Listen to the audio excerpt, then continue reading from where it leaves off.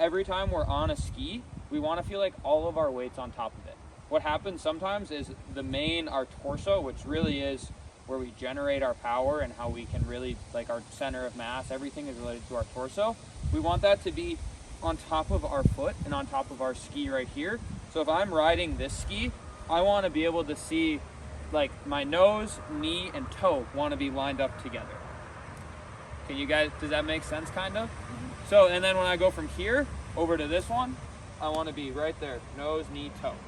What happens sometimes is instead of gliding over to those skis, people step like this, and their body never really gets on the skis. They kind of teeter over to them, but they're never here and then here. So what we want to work on right now is let's get in a single leg position. Let's get into like we're gliding and on that ski. Single leg position. So with that, we want to have bent ankle, bent knee, and an engaged core upper body. It's tricky, so let's get some knee bend in there too. Regardless of which technique you're doing, V1, V2, or V2 alternate, there's a lot of things that stay the same. So in the lower body, one thing that always stays the same is that you're always trying to push off your ski, not step onto your ski. So there's a big difference there. So you don't want to put that foot out in front of you and try and step onto it. You always want to feel like you're on, let's say you're on your right ski and then you're pushing over and gliding onto that ski.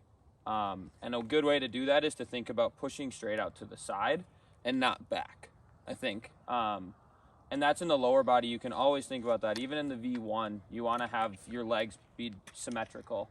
So you're always trying to push off to the side instead of pushing back and letting that foot fall behind. That'll keep your body weight, you'll keep your body weight over your skis then.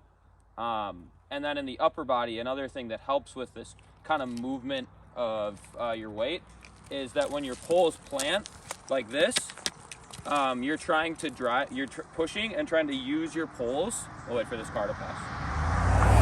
So you're pushing and trying to use your poles, and the way to use your poles the best is to drive your elbows back like this instead of just opening them up. So there's a difference there of just going like this, which is opening them up, or driving them back like that.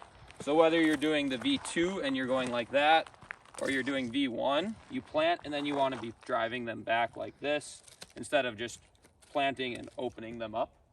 And that will help to keep your body weight, kind of centered towards the ground and not stand up. What my arms are? Yeah. I want to see you dropping. So let that upper body and that head more specifically weight on the poles.